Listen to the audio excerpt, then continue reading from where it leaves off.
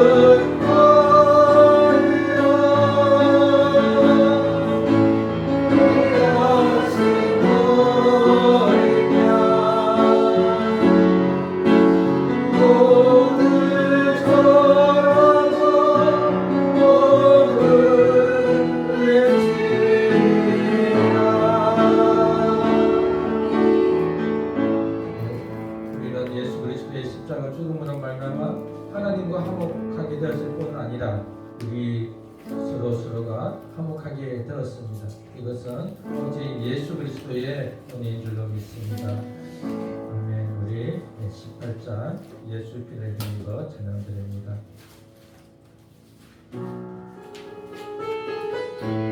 주의 보좌로 나아갈 때에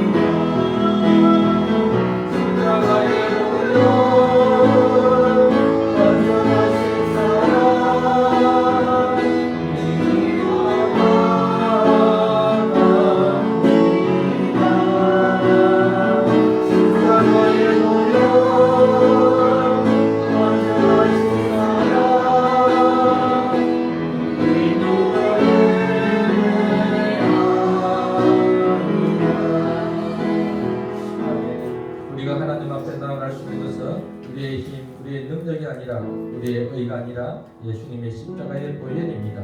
예수님의 십자가 안에서 우리는 모든 힘을 얻고 또 하나님께 나아갈 수 있을 뿐만 아니라 하나님을 찬양하게 됩니다. 우리 69장 찬양드립니다.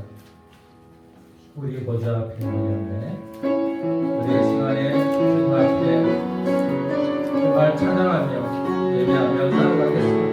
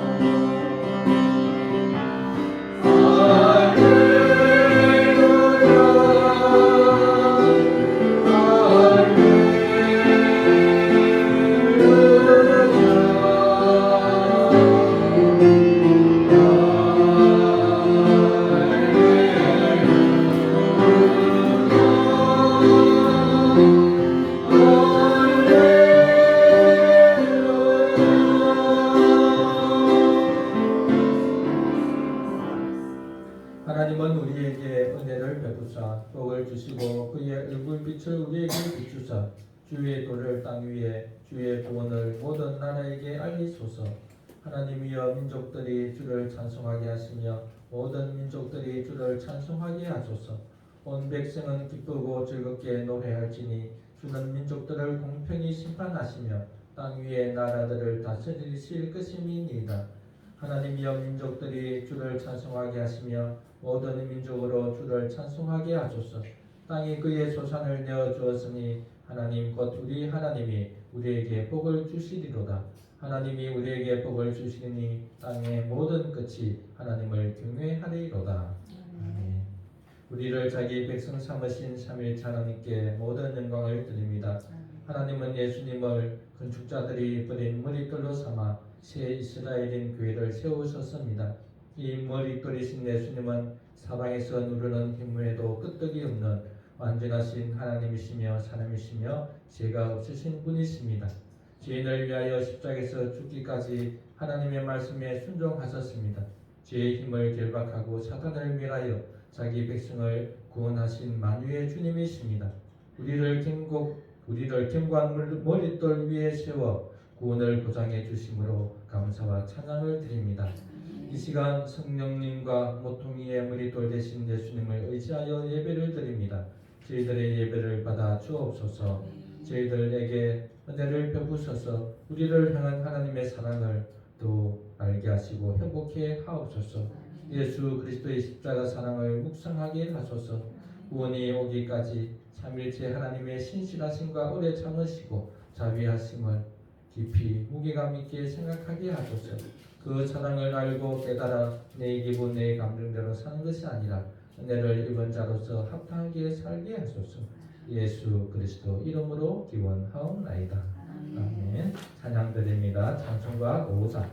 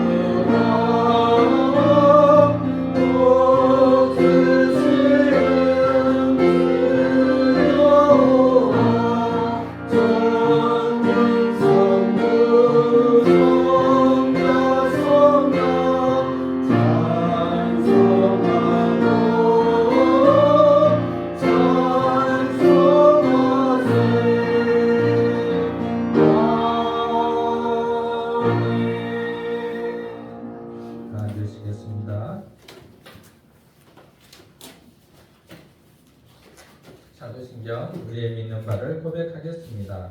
나는 전능하신 아버지 하나님 천지의 창조주를 믿습니다. 나는 그의 유일하신 아들 우리 주 예수 그리스도를 믿습니다. 그는 성령으로 잉태되어 동정녀 마리아에게서 나시고 본디오 빌라도에게 고난을 받아 십자가에 못 박혀 죽으시고 장사된 지 사흘 만에 죽은 자 가운데서 다시 살아나셨으며 하늘에 오르시어 전능하신 아버지 하나님 우편에 앉아 계시다가 그로부터 살아있는 자와 죽은 자를 심판하러 오십니다. 나는 성령을 믿으며 거룩한 공교회와 성도의 교제와 죄를 용서받는 것과 몸의 부활과 영생을 믿습니다. 주기도문 주님께서 가르쳐 주신 공동체 기도문입니다. 하늘에 계신 우리 아버지, 아버지의 이름을 거룩하게 하시며 아버지의 나라가 오게 하시며 아버지의 뜻이 하늘에서와 같이 땅에서도 이루어지게 하소서.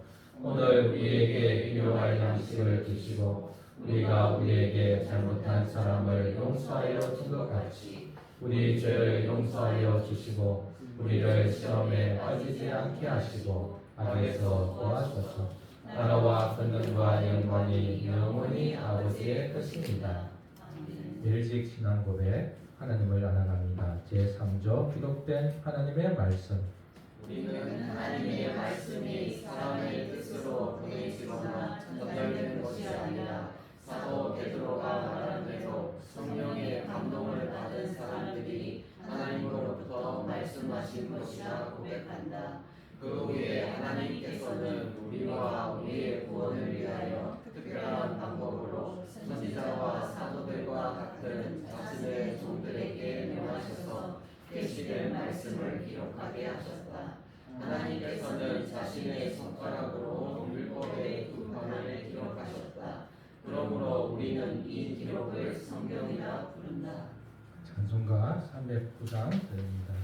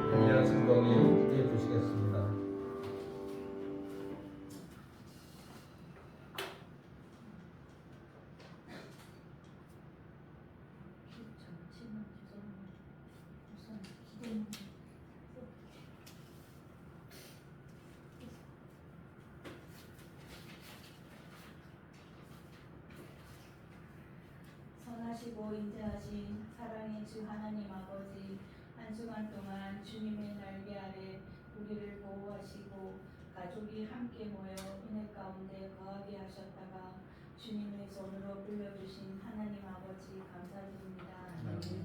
하나님 앞에 서기 부끄러운 모습이지만 믿음으로 의롭다 여겨주신 은혜로 말미암아 담대히 주님 앞에 나와사오니 이 시간 우리의 모습을 돌아보기를 원하옵고 세상과 적당히 타협하며 살고 있지는 않은지, 주님보다 세상을 더 사랑하지는 않은지, 우리의 영적 상태를 점검하며 잘못된 길, 죄악에서 돌이킬 수 있는 시간이 되게 하여 주시옵소서.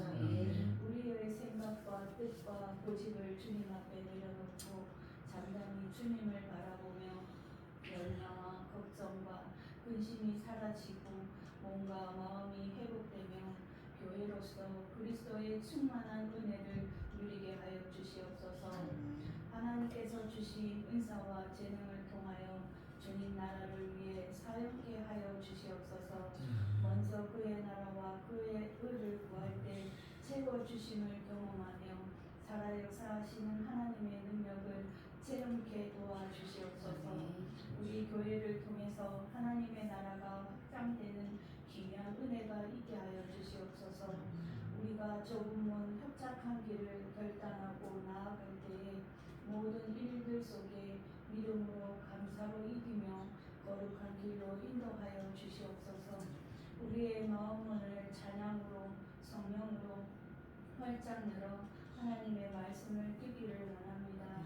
목사님이 전하시는 말씀이 사람의 말로 들리지 않게 도와주시고 진리의 말씀이 선포될 때 각자에게 주시는 말씀을 듣고 말씀대로 순종하길 다짐하는 은혜를 베풀어 주시기를 기도드립니다. 말씀을 통하여 우리가 더 성숙해지며 말씀으로 무장하고 승리하며 나아가게 도와주시옵소서. 이 예배를 기쁘게 받아주시길 원하오며 하나님의 아들이시며 주님이시며 그리스도이신 예수 그리스도 이름으로 기도드립니다. 네. 하나님의 말씀은 사도행전 4장 10절 12절입니다. 신약 192면입니다.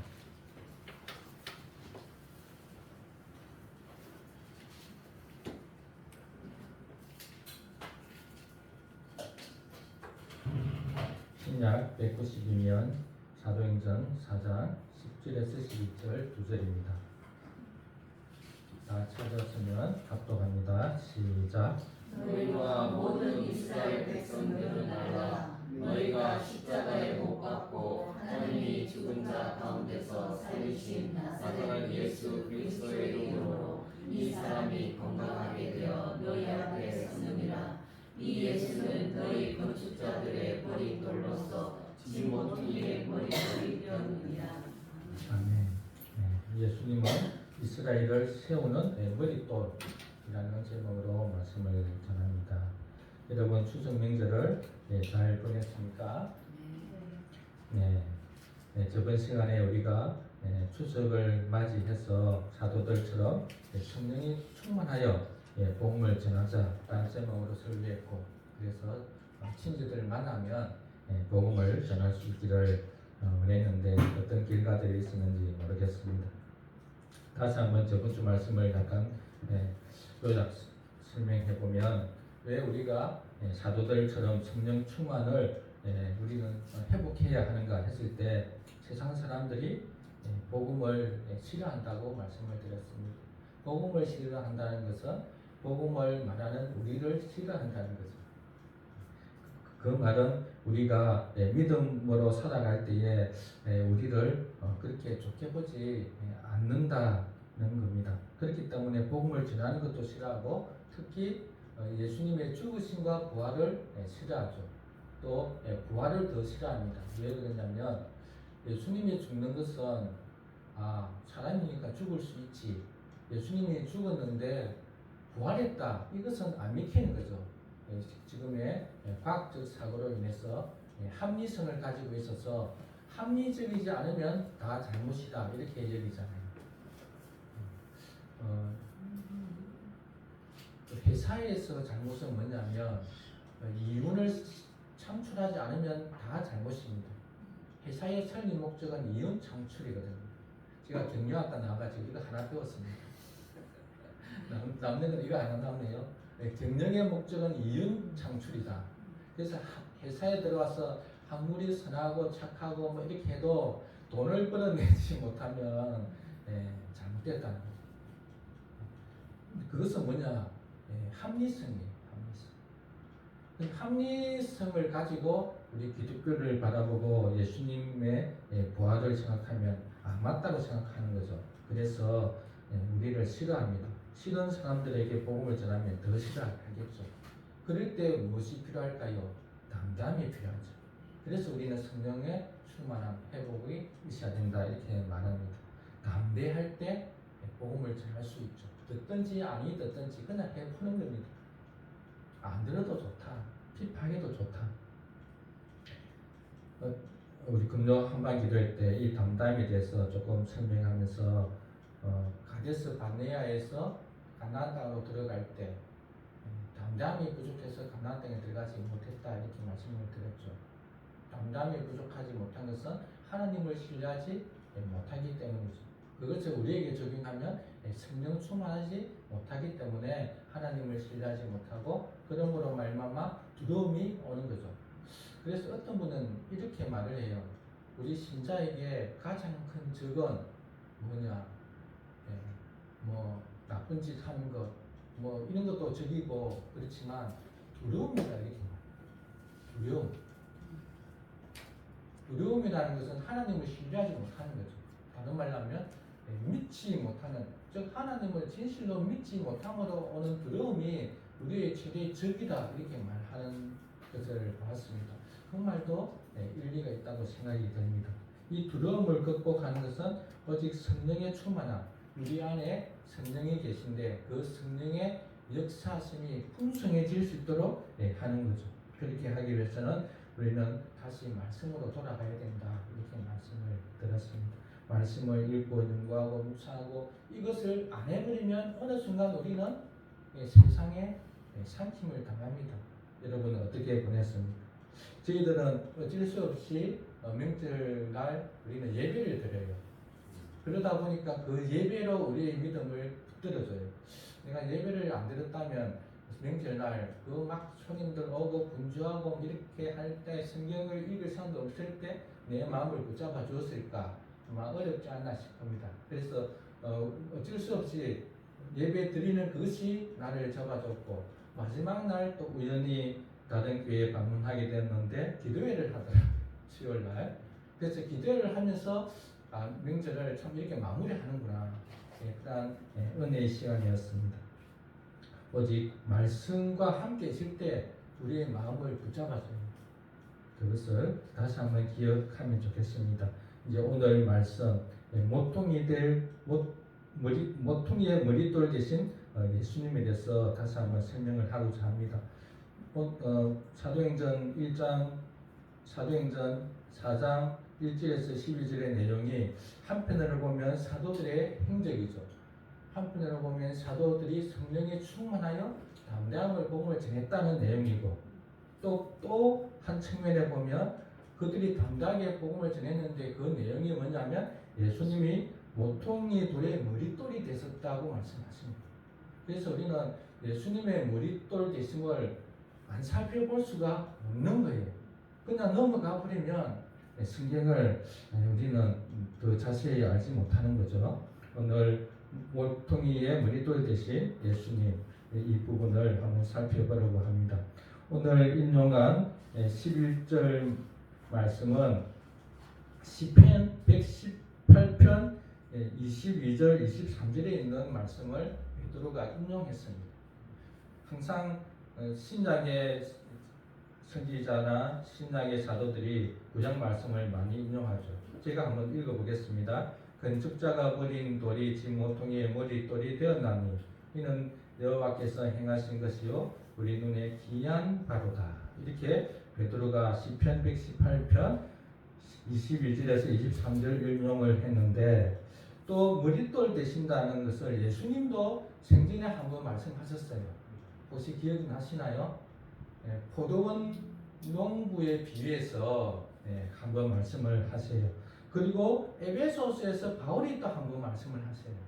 혹시 기억이 나는가 모르겠습니다.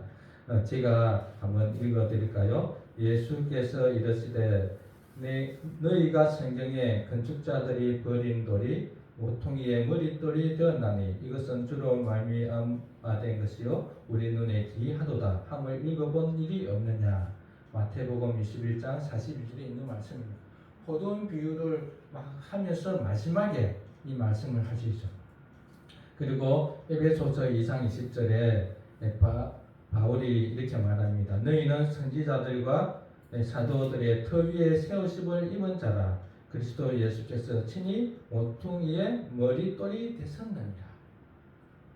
그리고 베드로가 베드로 전서에서도 한번 언급을 해요. 이렇게 예수님을 모퉁이의 머릿돌 되신다라는 이야기를 하게 되죠. 이번 시간에는 예수님께서 하신 말씀을 근거로 예수님의 머릿돌 되심을 설명하고, 다음 주에는 바울이 말한 모퉁이의 머릿돌 대해서 한번 설명을 하려고 합니다. 같은 머릿돌 대심인데 그 말하는 의미가 약간 달라요.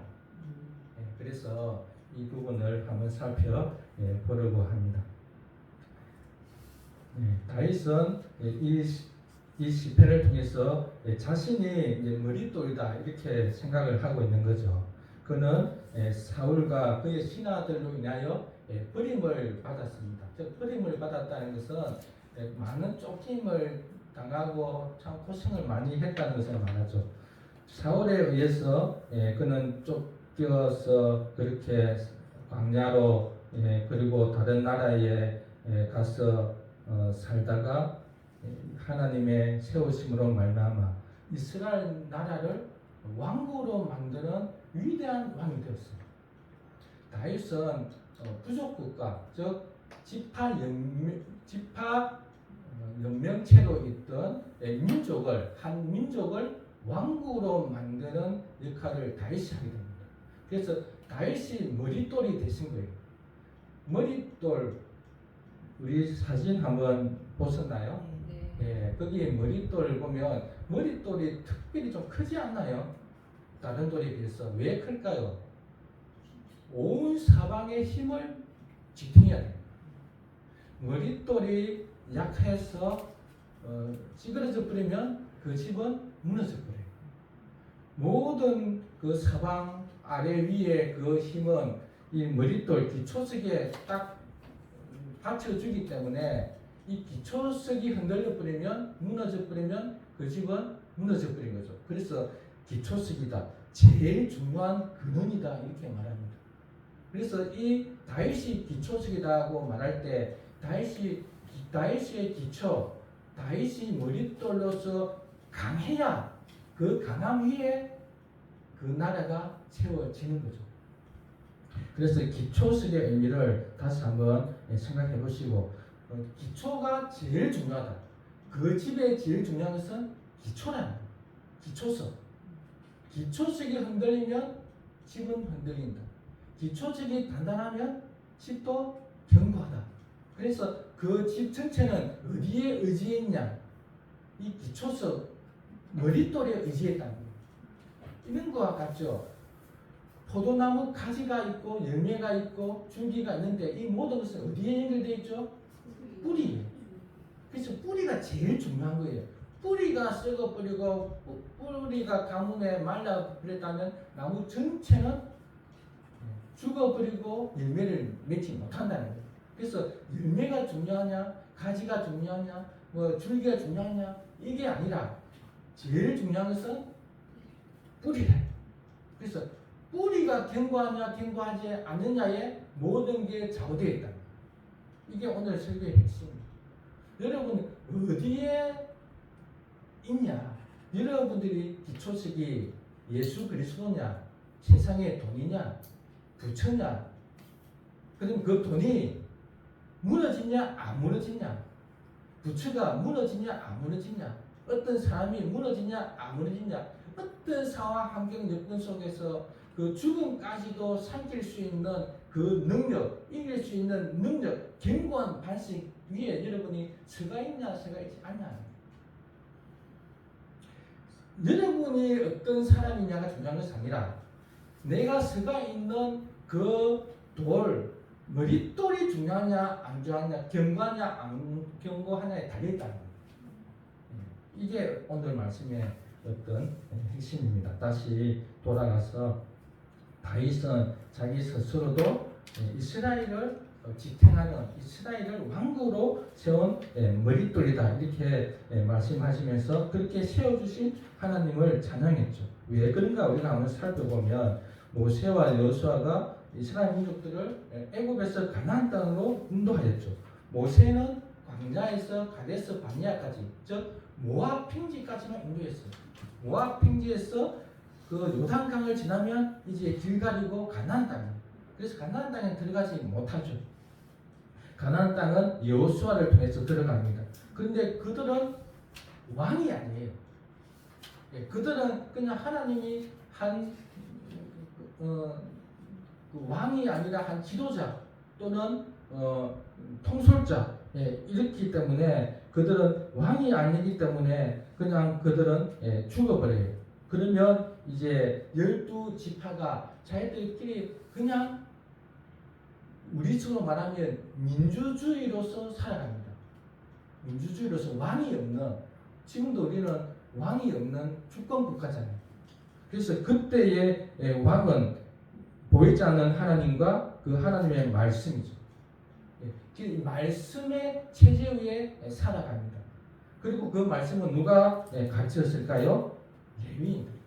그래서 레위인들은 지파는 있지만 그들에게는 기업이 없어요. 기업이 없고 하나님이 자신의 기업이고, 그들은 자기 12지파가 주는 그 11조로 먹고 삽니다. 그들의 할 일은 복음을 율법을 가르치는 거예요.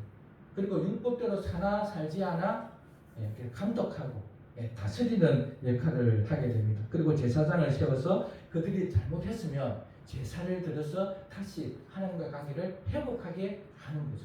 그래서 그 당시의 제사는 죄를 사해서 하나님과 관계를 회복하는 거고, 지금 우리는 제사가 아니라 예배죠. 우리는 회복된 자가 하나님 앞에 예배를 올려드리는 거예요. 그래서 제사와 예배는 다른 차원이죠. 이들은 왕이 없으므로 오로지 그 율법의 통치를 레위인을 통해서 받아야 하는데도 불구하고 보이지 않는 그 하나님으로 말미암아 그들은 타락의 길로 가게 됩니다. 즉 그들은 율법을 지키지 않아요. 왜 지키지 않을까요? 지키는 사람이 잘 가르치지 않아요. 왜 잘 가르치지 않을까요? 레위인들이 먹고 살아야 되는데 이 12지파들이 자기들 먹고 살기에 바쁘니까 레위인들에게 11조를 안 내는 거예요. 그럼 레위인들은 먹을 거리가 없는데 어떻게 해야 돼요? 돈 벌러 가고 일해야 되고 또 생활을 하는데 어떻게 말씀을 제대로 가르칠 수 있을까요? 그러다 보니까 나중에는 사사들뿐만 아니라 레위인까지 타락해요. 사사들도 하나님이 급할 때 그들을 구원하기 위해서 사사를 세웠는데 나중에 가면 말미에 삼손 보세요. 삼손이 사사잖아요. 근데 삼손까지 타락해버리고 마지막에 레위인들도 타락해버리죠. 그래서 나중에 자기들끼리 부족끼리 전쟁이 일어납니다. 이렇게 완전히 꺼져가는 그러한 상황 속에서 사무엘을 통해서 다윗이 기름 부음을 받게 되고 다윗이 왕으로서 이스라엘을 이제 왕정 국가, 왕이 다스리는 국가로 완전히 확립을 시켜버립니다. 그래서 이제는 왕이 자기의 생각, 자기의 판단으로 다스리는 것이 아니라 하나님의 율법으로 다스리는 그러한 신정국가로서의 첫 스타트가 다윗입니다. 앞에 사울이 왕이었지만 사울은 자신의 생각, 자신의 판단으로 나라를 다스렸다면 다윗은 하나님의 말씀을 근거로 다스린다는 것을 보여주기 위해서 어떻게 하냐면 처음 예루살렘 성전에 예루살렘에 들어가서 법궤를 모셔옵니다. 법궤가 어디에 있었냐면 기럇 여아림에 있다가 이제 다윗이 왕이 되어서 이제 그 법궤를 가지고 오다가 법궤를 가져오는 사람들이 법궤를 만져버려요. 그래서 즉사해버리죠. 놀래가지고 배도 무슨 어두운 집에 한 석 달 동안 두는데 거기서 하나님이 복을 주시는 거 보고 우리가 법궤를 가져올 때 하나님이 원하는 방식대로 법궤를 이동한 것이 아니라 우리 마음대로 해서 하나님 치셨구나. 그래서 이제 베텔 오덤 말 발음이 이상한데 거기서부터는 어떻게 법궤를 이동해야 되는지 그 율법에 근거해서 이제 가져오게 됩니다. 그렇게 해서 예루살렘 성으로 가져왔죠. 즉 이 말은 내가 왕이지만 하나님의 대리 통치자로서 율법에 근거해서 다스리겠다고 하는 하나의 상징이죠. 그래서 다윗은 말 그대로 열왕기 15장 5절에 이렇게 말합니다. 다윗이 해서나 우리라의 일 외에 평생에 여호와 보시기에 정직하게 행하고 자기에게 명령한 모든 일을 어기지 아니하였다. 왕이 그랬다. 왕인데도 불구하고 자기가 마음대로 그렇게 다스리거나 한 것이 아니라 오직 하나님의 말씀에 근거해서 다스렸죠. 그것을 잘 보여주는 어떤 예화들을 말한다면 사울이 자기를 죽이려 할 때에 몇 번이나 그가 다윗이 사울을 죽일 수 있는 기회가 있었지만 죽이지 않습니다. 왜 그럴까요? 하나님이 기름을 부었다는 그 하나로 자기의 목숨을 그렇게 위협하는 자를 죽이지 않습니다. 그가 쓴 시편에 보면 특히 23편 이렇게 말하죠. 여호와는 나의 목자시니 내가 부족함이 없으리로다. 즉 이 말은 자기가 뭐라는 거죠? 여호와의 양이라는 거죠. 자기 왕인데도 불구하고 자기는 양이라는 거죠. 하나님이 목자라는 거죠. 하나님이 인도한 대로 자기는 따라가겠다. 하나님이 말씀을 주셨는데 그 말씀에 근거하여 자기는 이스라엘 나라를 통치하겠다 이렇게 말합니다. 그래서 이 다윗은 이스라엘 왕들의 하나의 기준이 됩니다. 열왕기 22장 2절에 이렇게 말하죠. 요시아가 여호와 보시기에 정직하게 행하여 그의 조상 다윗의 모든 길로 행하고 좌우로 치우치지 아니하였더라. 다윗의 길과 여로보암의 길 이렇게 나누어져요. 그래서 다윗의 길로 행하냐 여로보암의 길로 행하냐에 따라서 그 왕을 평가하죠. 그리고 그 왕이 어떻게 행했냐에 따라서 이스라엘 나라를 하나님이 복을 주시기도 하고 징계하시기도 한다는 거죠. 열왕이나 율대기 상하에 보면 그 나라 백성이 어떻게 했냐에 대해서 하나님은 말하지 않습니다. 왕이 어떻게 했냐에 대해서 말한다는 거죠. 제가 처음에 말씀드렸죠. 이 기초석이 어떤 기초석이냐에 따라서 그 기초석 위에 서 있는 집이 견고하냐 견고하지 않냐고 말하죠. 이 왕이 기초석으로서 하나님의 말씀에 순종하는 자가 순종하지 않냐에 따라서 그 나라의 그 모든 안위가 결정되어진다는 겁니다. 다윗의 길을 따랐던 솔로몬의 전반기 인생은 정말 하나님의 말씀에 정직하게 행하여 하나님의 말씀대로 나라를 다스렸죠. 솔로몬이 기브아에 가서 제사를 드릴 때 그는 하나님께 구합니다. 이 소자가 자기를 어리다고 말하죠. 이 약한 내가 이 많은 사람들을 어떻게 다스릴까? 어떻게 재판하겠냐? 하나님 지혜에게 지혜를 주옵소서 이렇게 말합니다. 이 지혜는 뭐냐면 그냥 세상 지혜가 아니라 하나님의 말씀입니다. 하나님의 말씀을 잘 알아서 이 말씀대로 세상 내 백성을 판단하게 하소서 이렇게 말하는 거죠. 그래서 다윗의 길을 따랐던 이스라엘은 하나님께서 형통케 하십니다. 특히 다윗이 이스라엘 나라를 세우는 모퉁이의 머릿돌로서 그가 하나님 앞에 정직하게 즉 좌로나 우로나 치우치지 않는 것, 즉 하나님 앞에서 그 말씀에 절대적으로 순종할 때 어떤 놀라운 일이 있었냐면 이 말씀을 한번 찾아보겠습니다. 열왕기상 4장 20절에서 21절. 이스라엘 나라가 어떻게 되었는가 한번 보는 거예요. 항상 블레셋에 의해서 그 주위에 있던 그 모압이나 암몬이나 이 나라들에 의해서 항상 침입을 받고 정말 작은 부족 국가에서 이들이 왕국으로 되어서 그들의 나라가 얼마나 강대하게 되었는지, 이렇게 강대하게 되었다는 것은 다윗이 자기의 능력이 아니라 기초석으로서 좌우로 치우치지 아니하는 그런 강한 그런 어떤 유혹, 어떤 시험에도 이겨내었던 그런 다윗이기 때문에 하나님이 복을 주셨다는 것을 말하는 겁니다. 열왕기상 4장 20절에서 21절 한번 읽어보겠습니다. 시작. 유다와 이스라엘이 바닷가의 모래같이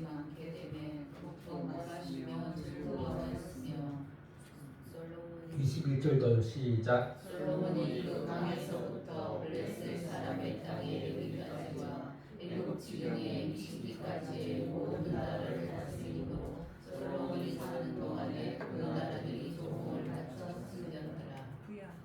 네. 16. 구약 516. 자, 다시 그러면 열왕기상 9장 22절. 9장 22절. 9장 22절.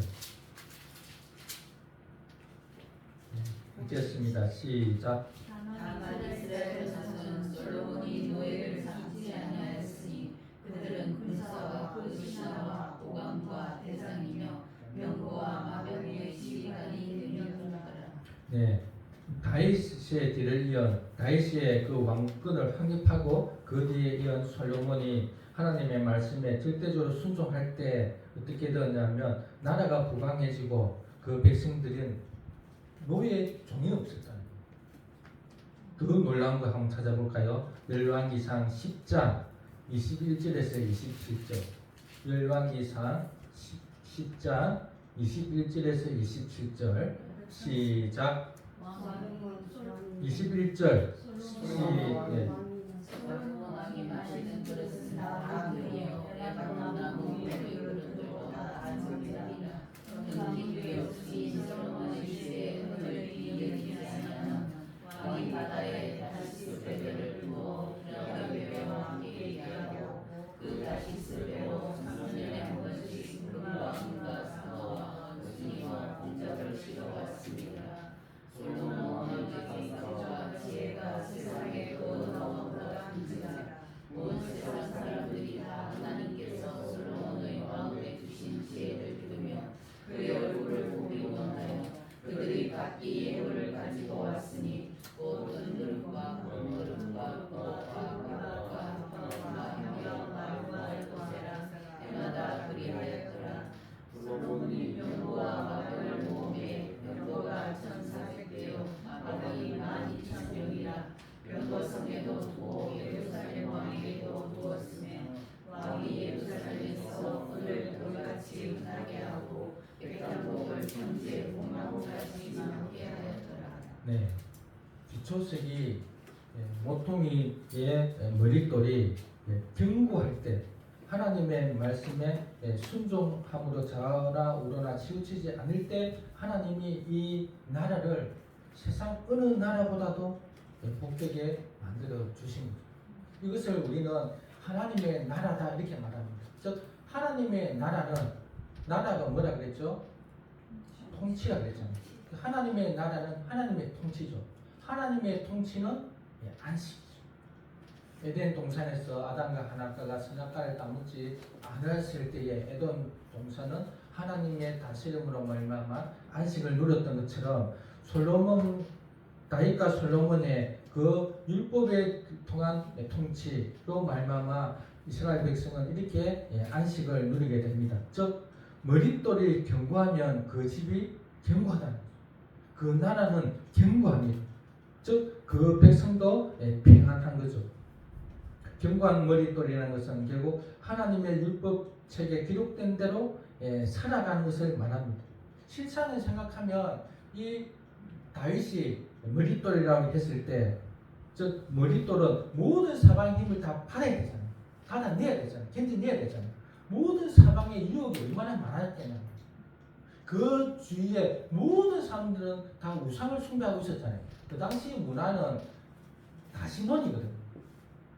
유일신만 섬긴다는 그런 개념이 없는 시대였어요. 왜? 모든 것을 신으로 봤기 때문에. 하늘에도 신이 있고 땅에도 신이 있고. 특히 애굽은 그들이 애굽에서 건너왔잖아요. 애굽에서 430년 있으면서 애굽의 문화를 다 경험했잖아요. 애굽은 모든 것을 신으로 봅니다. 개구리도 신인 거 아세요? 개구리는 다산이 신이에요. 모든 신이에요. 자기들이 원하는 것을 신으로 만들어 놓고 그 신에게 빕니다. 이런 사고에서 오직 나 외에 다른 신이 없다. 나만 승리해야 한다는 이 사고를 가지고 그대로 살아내기가 쉽겠냐는 거예요. 특히 왕이면 이제 뭐 있을 거 다 있잖아요. 그러면 자기 마음대로 할 수 있잖아요. 자기 권력을 휘두를 수 있잖아요. 왜 그렇게 신령한 한국의 정치를 정말 바로 세워봐야 되겠다.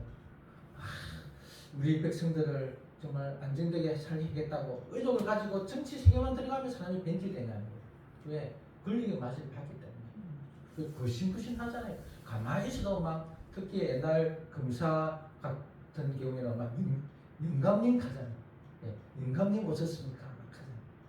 그렇게 권력 앞에서는 모든 사람이 유혹을 받을 수밖에 없지만 다시 그 사방의 모든 그 유혹, 시험을 다 이기는 바세바 사건 외에는 그는 오직 정직하게 행하여 하나님 앞에서 마음이 합한 자라는 이 소리까지 듣게 되는 거죠. 즉 다윗의 길로 따랐냐, 다윗처럼 살았냐 따라서 그 나라의 그 모든 문명이 정해진다는 겁니다. 그러면 제가 지금 계속 말하는 게 뭐냐면 이 머릿돌, 진짜 머릿돌이냐 아니냐, 이 머릿돌이 얼마나 강하냐, 거기에 모든 것이 판가름한다고 지금 말하고 있는 거죠. 다윗은 솔로몬은 인간인지라 그도 죄인인지라 온전한 머릿돌이 되지를 못합니다. 머릿돌은 머릿돌인데 정말 강한 어떤 유혹도 견뎌낸 머릿돌인데도 불구하고 죄인으로 말미암아 결국 다윗은 우리아의 아내를 간음하게 되고 우리아를 죽이게 되죠. 솔로몬은 말년에 우상을 섬기게 되죠. 그래서 이스라엘 나라는 망해버려요. 이스라엘 나라는 쪼개져버려요. 그리고 아수르를 통해서 바벨론을 통해서 그 나라는 싹 사라져버려요. 특히 므낫세의 그 죄악은 하나님께서 결코 용서하지 않겠다. 그러니까 보세요. 그 나라 백성이 지금 어떻게 됐냐 이렇게 말하지 않잖아요. 므낫세가 어떻게 했냐, 다시는 므낫세의 죄로 인하여 그 나라를 내가 세우지 않겠다. 용서를 하지 않겠다. 므낫세가 어떤 죄를 지었을까요? 성전 안에서 인신제사를 드렸습니다. 성전 안에서 그렇게 성전 안에서 인신제사를 어떻게 드렸냐 하면 그 바룩이라는 몰렉이라는 그 신이 있어요. 그 신의 상을 이렇게 손으로 이렇게 손이 이렇게 만들어 놓죠. 그리고 밑에다가 불을 지펴요. 불을 온갖 좋은 기름을 다 넣고 불을 지펴요. 그리고 손을 이렇게 받치죠. 그러면 이 손이 달아오르잖아요. 달아오르면 제일 효과가 있는 제사가 어린 나이, 장자 어린 나이 10살에서 14살 정도의 그 아이를 여기에 올려요. 그러면 이 아이가 어떨까요? 팔딱팔딱 뛰겠죠. 그런데 이때 옆에서 음악을 연주를 해요. 그리고 팔딱팔딱 뛰면 멀리서 보면 어떻게 보일까요? 춤추는 걸 보겠죠. 근데 이 제사가 가장 잔인한 제사는 뭐냐면 다른 우상들에게 드리는 제사들은 자기를 희생시켜요. 자기의 어떤 물건 뭐 소를 잡든지 무를 잡든지 자기의 재산을 내놓는데 이 제사는 자기 아들을 드린다. 다른 사람을 통해서 자기의 어떤 유익을 구한다. 특히 사랑, 자기의 가장 사랑하는 아들, 가장 사랑하는 장자를 드려야 그 몰렉이 좋아한다는 거죠. 왜? 그만큼 정성이 들어갔다고 생각합니다. 이 제사를 성전 안에서 므낫세에서 드린 거예요. 그래서 하나님이 멸해버리겠다. 그래서 바벨론에 의해서 멸망당하죠. 그리고 예수님이 오신 거예요. 예수님이 오셔서 다윗의 후손으로, 다윗은 온전하지 못했지만 다윗이 온전하지는 못했지만 우리에 비하면 훨씬 온전했겠죠. 그 왕의 권력을 가지고 우리는 돈 조금 있으면 그거 가지고 막 이렇게 막 사람들 갈시합하잖아요. 막 그 돈 가지고 막 장난질도 하고. 근데 권력까지 있어 보세요. 뭐 어떻겠습니까? 막 휘어잡겠죠. 집에서 안 그럽니까, 여러분? 누가 기가 셉니까? 집에서는 누가 더 뭐 권력을 갖고 있나요?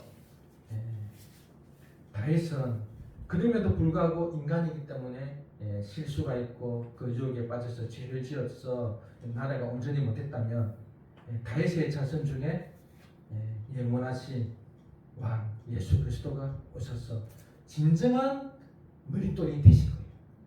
진정한 머릿돌. 누가복음 1장 32절에 이렇게 말합니다. 그가 큰 자가 되고 지극히 높으신 이의 아들이라 이끌을 것이요 주 하나님께서 그 조상 다윗의 위를 그에게 주시니. 이렇게 해서 예수님을 소개하죠. 예수님이 진짜 머릿돌이 될 수 있는 것은 그가 누구냐? 세례받을 때 하나님이 인정해 주십니다. 세례받을 때 하나님이 이는 내 사랑하는 아들이요 기뻐하는 자다. 이 아들 예수는 하나님의 아들뿐만 아니라 하나님을 기쁘시게 한다는 거죠. 기쁘시게 한다는 것은 어떤 의미일까요? 하나님의 모든 율법 체계에 있는 그 계명들을 다 순종할 수 있는 자가 말입니다. 그것을 이제 40일 동안 굶주린 상태에서 사단에게 시험을 당하면서 보여주세요. 진짜 하나님 기뻐하는 아들인지, 진짜 머릿돌이 될 자격이 있는지 40일 동안 굶주린 상태에서 사단이 이 돌을 떡덩이가 되게 해라 이렇게 말하죠. 그리고 성전 꼭대기에 세워놓고 뛰어내려라. 그리고 모든 세계의 만국의 그 영광을 보여주면서 내게 전하면 이거 주겠다 이렇게 말하죠. 이것을 다 이겨냅니다. 그런데 이스라엘 다윗도 마찬가지고 우리 첫 조상 아담도 마찬가지 다 넘어지잖아요. 예수님은 이 시험뿐만 아니라 마지막 겟세마네 동산에서 정말 땀방울이 핏방울이 되도록까지 기도하신 이유가 뭘까요? 죽음의 시험을 이기기 위한 겁니다. 자기 힘으로 감당할 수 없으니까 아버지여 이 잔을 내게서 돌리시옵소서. 그러나 내 뜻대로 마시고 아버지의 뜻대로 되기를 원합니다 하면서 3번씩이나 그렇게 우리 저번에 사도신경 하면서 그 고통이 얼마나 큰 고통인가를 우리가 배웠죠. 이 모든 시험들을 다 이겨내시는 그런 예수님은 진정한 모퉁이의 머릿돌이 되신 거죠. 예수님이 진정한 머릿돌 되시는데 예수님의 머릿돌 되심에 어떤 놀라운 것은 우리 마태복음 제가 읽어드릴게요. 21장 42절에서 33절에 있는 것처럼 예수께서 이르시되 너희가 성경에 건축자들이 버린 돌이 모퉁이의 머릿돌이 되었나니. 즉 예수님이 모퉁이의 머릿돌이 될 때 그 과정이 어떠냐 하면 버림을 당함으로 머릿돌이 됐다. 그냥 이거 정말 머릿돌 같이 이렇게 보니까 정말 머릿돌처럼 하기에 너무 합당하다. 정말 예수님은 죄를 범하지 않았고 하나님의 자녀고 완전한 의인이시고 율법에 완전 준수함으로 머릿돌 삼아야 되겠다. 이게 아니라 건축자들이 버려짐으로 머릿돌이 되시다.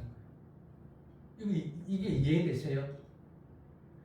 버려짐으로 머릿돌이 되셨다. 즉 예수님을 십자가에 죽게 하심으로 예수님이 그 십자가를 죽으심은 버려짐이라는 거죠. 버려졌는데 하나님은 그것을 버려짐을 이용해서 머릿돌이 되게 하셨다는 거예요. 그래서 예수님은 십자가에서 그 건축자들 유대인들의 시기와 모함과 그들의 어떤 것에 의해서 버려져서 빌라도에 의해서 죽임을 당했죠. 그런데 이것은 그들에 의해서 죽임을 당했지만 하나님이 하신 일은 기이하여 오히려 모든 사람들을 구원하여 하나님 백성 되게 하는 하나님의 새 이스라엘 교회가 탄생하게 하는 머릿돌로 삼으셨다. 좀 어려운 표현일 수 있습니다. 이 새 이스라엘, 역사적 이스라엘, 육적인 활동적 이스라엘, 지금의 그 팔레스타인 지역에 있는 그 이스라엘은 이제 하나님의 율법을 온전히 순종하지 못함으로 말미암아 망해버렸다면 새 이스라엘을 세우는 머릿돌이신 예수님은 십자가에서 죽으심으로 버려짐으로 말미암아 그 버려짐이 하나님에 대한 절대적인 순종으로 드러나서 견고한 어떤 유혹과 어떤 불순종을 하지 아니함으로 순종함으로 강력한 머릿돌이 되어서 그 위에 새 이스라엘 교회가 세워졌다.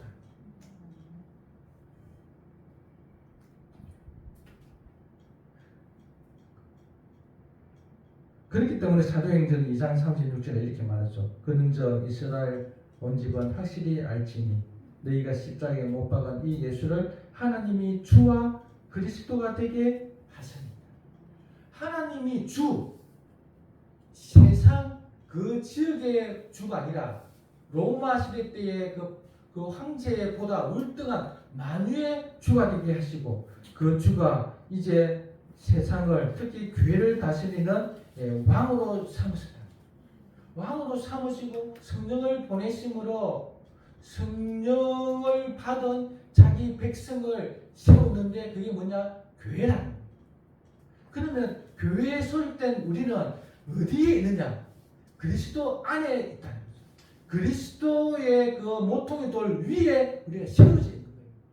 그러면 제가 드리고 싶은 말씀은 우리가 잘하냐 못하냐 이게 중요한 것이 아니라 우리가 서 있는 우리 안에 있는 그 모퉁이들 되는 이 반석이 이 모퉁이가 얼마나 견고하냐 견고하지 않느냐 했을 때 어떤 것보다도 여러분들이 얼마나 추종하는지는 모르겠지만 귀하게 여기시는지는 모르겠지만 돈이나 건강이나 가족이나 어떤 직업이나 어떤 것보다도 그것들은 깨어질지라도 이 예수 그리스도는 깨어지지 않는 머릿돌이라.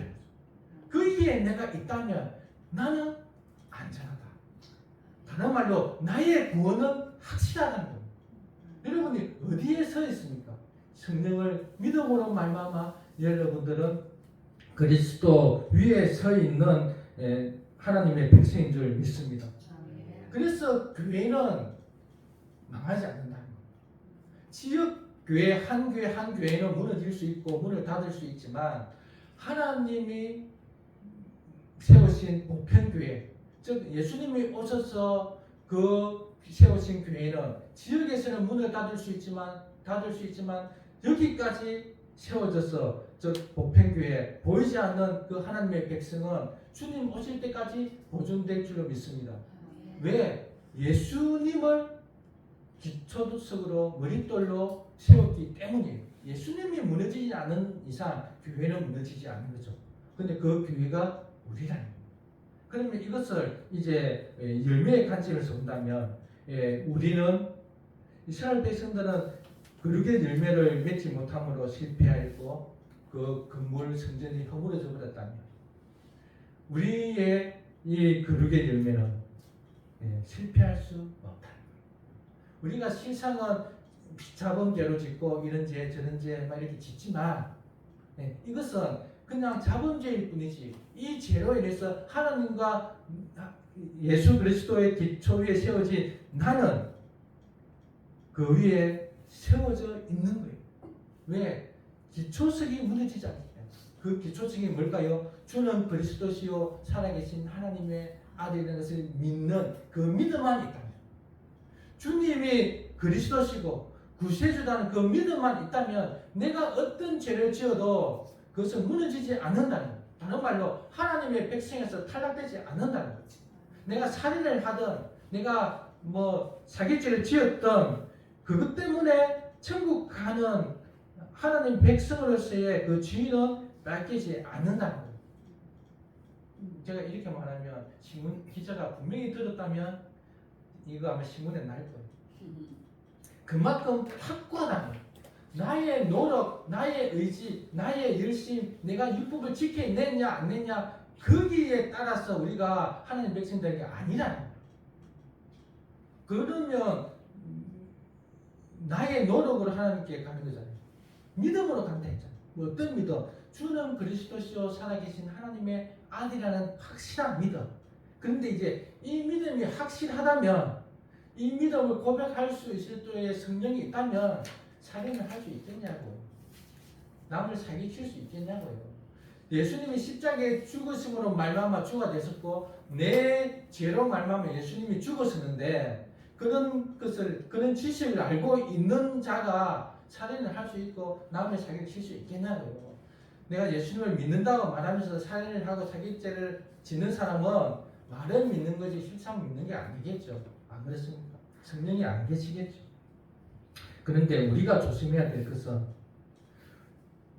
예수 그리스도 위에 우리가 있다고 말하면서 이제 우리는 그리스도 안에, 그리스도 위에 그 흔들리지 않는 어떤 것도 파괴할 수 없는 그 머릿돌 위에 있다고, 안전하다고, 구원은 확실하다고, 구원은 까난 당상이라고 내 마음대로 살면 안 된다. 춤추면 안 된다.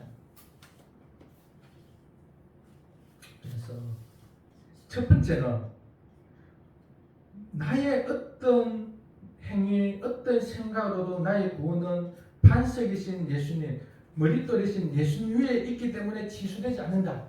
이게 제일 중요해요. 이 믿음. 그래서 한 주간 살아가면서 또 우리는 어떨 때는 좌절하고 넘어지기도 하고, 내 스스로 생각할 때도 나도 왜 이렇게 신앙생활을 이 정도밖에 못하나 막 실망할 때도 있고, 또 어떨 때는 막 누가 꼴보기 싫고 막 밉잖아요. 그러면 막 진짜 한편에서는 내가 왜 이러면 안 되는데, 또 한편에서는 때때로 대락하고 막 이래 하죠. 그러나 예수 그리스도 안에 있다면, 그리스도를 나의 머릿돌로 삼고 있다면 구원은 안전하다. 하나님의 백성되면 어떤 마귀의 유혹, 어떤 사람들의 그러한 손가락질, 그래갖고 내가 예수님 믿냐, 그게 예수 믿을 것 같으면 말은 믿냐, 어떤 질책에도 흔들리면 안 된다. 두 번째, 그러면 그렇다고 해서 그냥 막 살아도 되겠냐, 막 세상을 추구하고 세상의 방식, 요즘 왜 그렇게 고리타분하게 그렇게 신앙생활 하냐, 좀 즐기면서 주일날 한 번씩 빠지기도 하고 그렇게 하면 되지. 그렇게 살면 안 된다. 왜? 이 머릿돌 대신 예수님이 누구신가를 안다. 그냥 돌이 아니잖아요. 예수님은 인격이잖아요. 예수님은 그래도 우리보다 다른 위대한 하나님이시잖아요. 그분의 사랑을 우리가 알잖아요. 하늘나라의 모든 보좌의 영광을 다 버리고 이 천한 이 땅에 오셔서 우리 사도행전에서 전 세계의 고통, 전 인간의 어떤 고통 다 당했다는 것을 배웠잖아요. 배운 자로서 우리가 어떻게 살아야 될까? 그리스도의 그 합당한 삶을 살아야 되지 않겠냐, 이 말씀을 드립니다. 오늘 예수님은 모퉁이의 머릿돌이 되셨다. 어떻게? 버려짐으로 머릿돌이 되셨다. 그 버려짐은 십자가의 죽음을 말하죠. 그 머릿돌은 견고하다. 나의 어떤 행동에도 그 예수님의 머릿돌이 되시면 부서지지 않는다. 그랬기 때문에 나의 구원, 하나님 자녀됨의 그 은혜는 취소되지 않고, 하나님이 나를 향한 사랑은 끊어질 수 없고, 뿐만 아니라 내가 하나님을 향한 사랑도 끊어지지 않는다. 그러면 어떻게 살아야 될까? 막 사는 것이 아니라, 세상을 따라가는 것이 아니라, 돈을 따라가는 것이 아니라, 하나님 앞에서 그 언제에 합당하게 살아가는 여러분들 될 수 있기를 바랍니다. 우리 말씀을 생각하면서 찬양드립니다.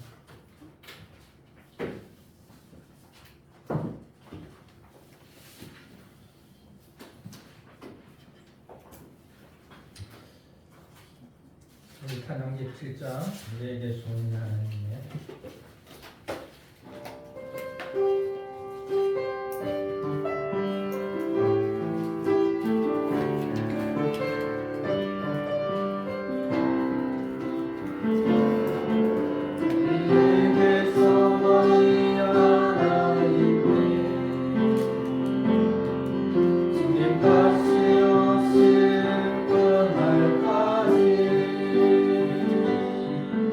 우리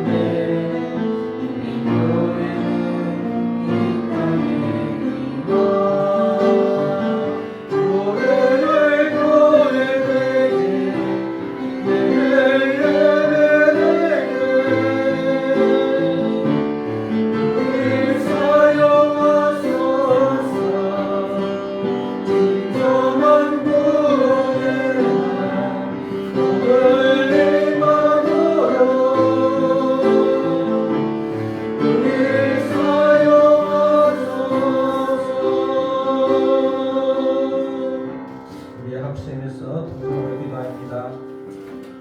베드로는 예수님을 보통의 머리돌이라고 하였습니다. 예수님 자신도 내가 진정한 버려진 머리돌이라고 이렇게 말씀을 하셨습니다. 예수님이 머리돌이 될 수 있는 것은 하나님의 아들이시고 또 완전한 사람으로서 죄인이 없으시기 때문입니다. 성령이 충만하여 모든 죄를 다 이기시고 온전히 하나님의 말씀에 전적으로 순종할 수 있었을 뿐만 아니라 십자가 지심까지 순종함으로 그가 온전히 구세주로서 주로서 사셨기 때문에 그는 깨어지지 않는, 부서지지 않는, 찌그러지지 않는 완벽한 머리돌이심을 믿습니다. 우리는 그 위에 서 있습니다. 우리는 우리의 어떠함, 우리의 어떤 것이 아니라 단지 예수님을 주와 그리스도로 믿는 그 믿음으로 이 머리돌 위에 서 있습니다. 하나님, 경광 반석이신 머리돌이신 예수 그리스도를 더 알게 하시고 의지하게 하여 주심으로 우리의 믿음이 확고하고 우리의 구원이 취소되지 않고 하나님이 우리를 향한 사랑, 우리가 하나님을 향한 사랑이 끊어지지 않는다는 것을 알고 더 감사하며 믿음으로 살게 하여 주옵소서. 우리 주 영광을 기도합니다. 주여 하나님 아버지 감사합니다. 예수님은 완전한 하나님이시고 완전한 사랑이시고 죄가 없으신 분이시고 어떤 욕, 어떤 시험도 이겨내신 완벽한 강한 머리돌이심을 믿습니다. 건축자들이 버림으로 유대인들이 우리의 인간의 그런 죄로 말미암아 예수님이 십자가에 죽으심으로 오히려 하나님은 주와 그리스도로 삼아 우리 교회에 보통의 머리돌로 삼아 주셨습니다. 우리 교회는 예수님의 그 머리돌 위에 서 있습니다. 그래서 교회는 무너지지 않고 우리는 무너지지 않고 넘어지지 않고 우리는 하나님의 자녀됨에서 취소될 수 없고 끊어져 나갈 수 없습니다. 아버지 감사합니다. 하나님 예수 그리스도가 견고한 머리돌로 서 계심에 감사합니다. 주님 이 믿음으로 살아가는 저희들 되게 하여 주옵소서. 또 하나 기도합니다. 반석 위에 견고한 머리돌 위에 서 있는 우리가 구원이 정말 완벽하다고 구원이 취소되지 않는다고 살아야 되겠냐 하는 것입니다. 내 마음, 내 감정대로 사는 것이 아니라 정말 머리돌 대신 예수 그리스도를 생각하고 그 머리돌이 되기 위해서 예수님이 이루신 그 구원의 은혜 또 예수님을 보내주신 하나님의 사랑을 생각하며 그 은혜에 합당한 삶을 살아가게 하여 주옵소서. 살아갈 수 있도록 늘 성령의 충만함으로 말씀의 충만함으로 살게 하여 주옵소서. 이모 특별교회가 더욱더 서로 든든하게 세워주는 교회가 되게 하여 주옵소서. 우리 다시 한번 기도합니다. 아버지 하나님 감사합니다. 하나님 우리에게 예수 그리스도로 말미암아 거룩의 열매가 정말 사랑의 열매가 맺어지게 하여 주옵소서. 하나님 우리의 구원이 격하다고 하여 우리의 구원이 정말 취소되지 않는다고 반석 같다고 하여 우리가 정말 살아야 되겠습니다. 내 감정대로 정말 내 생각대로 내 편의대로 내 상황대로 살아야 되겠습니다. 하나님 그렇게 사는 것이 아니라 더욱더 주님 복음에 합당하게 살게 하여 주시고 또 정말 행복하게 성도들이 정말 견고한 그런 믿음 그런 그릇의 열매를 맺으며 살아가는 저희들 되게 하여 주옵소서. 하나님 아버지 감사합니다. 예수님을 보통의 머리돌로 삼아주신 그 은혜 너무나 감사합니다. 예수님은 완전한 하나님이시고 완전한 사람으로 죄가 없으신 분일 뿐만 아니라 죄와 모든 유혹과 시험에서 이기심으로 완전한 의인이시 그리고 십자가에서 죽으시고 부활하심으로 말미암아 주와 그리스도이시니 예수님은 영원한 견고한 머릿돌이심을 믿습니다. 그 위에 우리를 세워주시니 너무나 감사합니다. 하나님, 우리의 연약함, 우리의 부족함, 우리의 유혹, 우리의 불순종, 이것이 우리가 하나님 백성됨의 어떤 조건이 아니라 예수님을 주와 그리스도로 믿는 믿음이, 그 믿음이 우리를 예수 그리스도의 그 머릿돌 위에 놓게 하여 주신 줄로 믿습니다. 하나님, 이러한 믿음을 붙들게 하여 주셔서 어떤 상황 속에서도 낙심하지 말고 넘어지지 말고 하나님의 백성됨으로 기뻐하며 즐겁게 살아가게 하시고 하나님의 그 견고한 머릿돌 위에 있으므로 안전함을 확인하며 편안한 가운데 살게 하여 주옵소서. 또한 하나님, 그럼에도 우리는 머릿돌 위에서 있으므로 견고하고 온전한 완벽한 구원이 있다고 하여 우리가 또 마음대로 살아가지 않게 하시고 또 우리 생각을 다른 데 두지 않게 하시고 온전히 반석되시고 머릿돌 대신 예수님께 둠으로 우리 한 사람 한 사람이 우리 이모 햇불교회가 정말 든든히 세워지게 하여 주옵소서. 감사하며 예수님 이름으로 기도드립니다.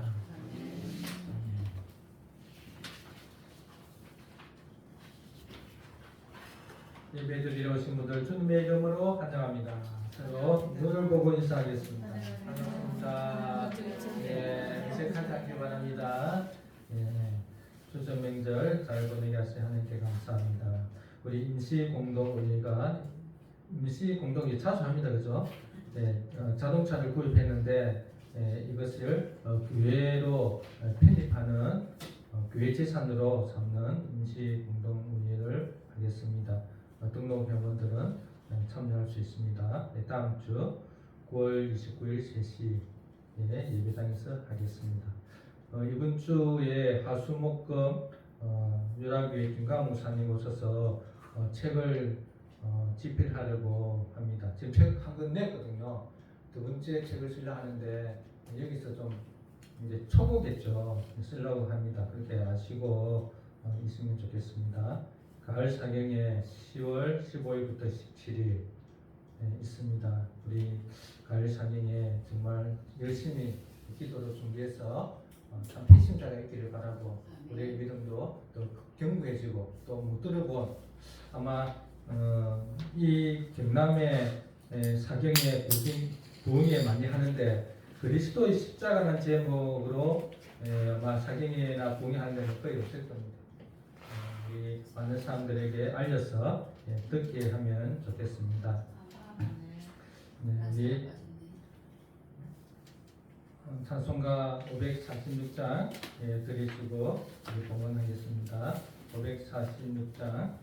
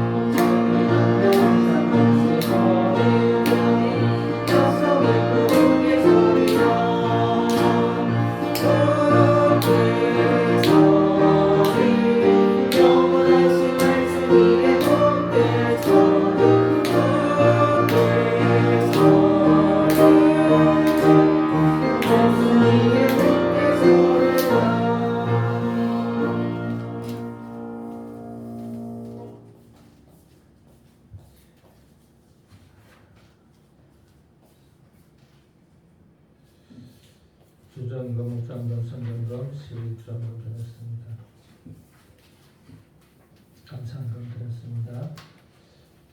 하나님의 은혜로 여행을 통하여 가족들이도 화목됨에 감사합니다. 주님의 은혜로 주선 문제를 건강하게 번게 해주시며 감사합니다.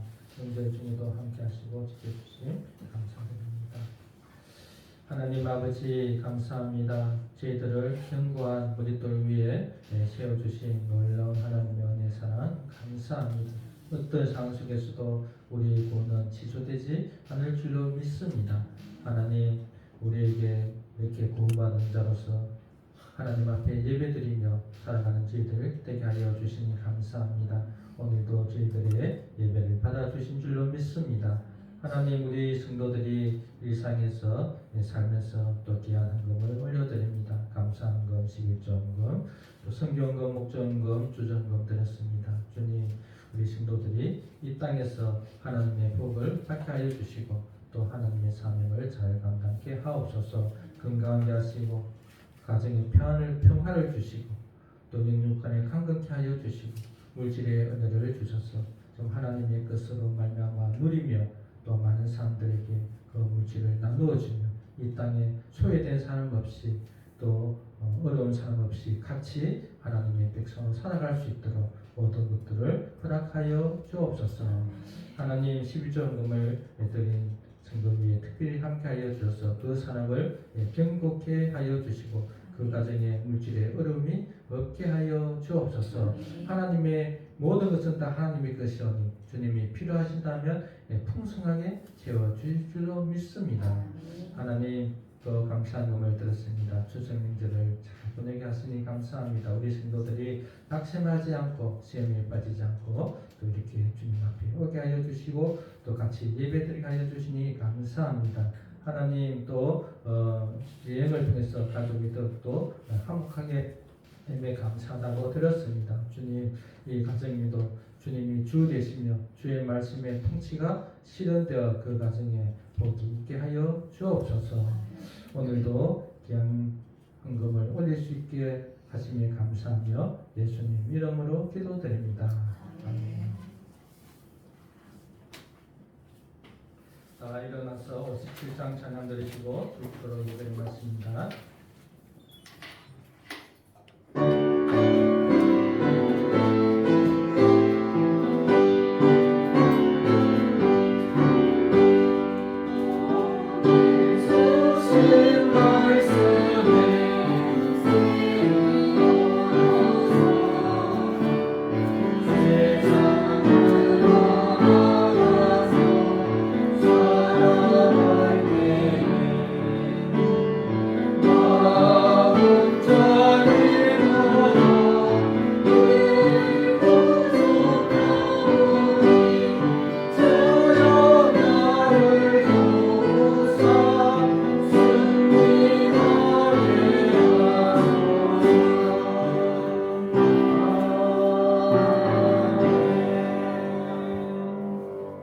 우리 주 예수 그리스도의 크신 은혜와 하나님의 원하신 사랑과 성령의 함께하심이 예수님을 머릿돌로 삼으며 살고 또 찬양하며 그 위에 살고자 결심하는 성도들 위에 영원히 계시기를 축원하옵나이다.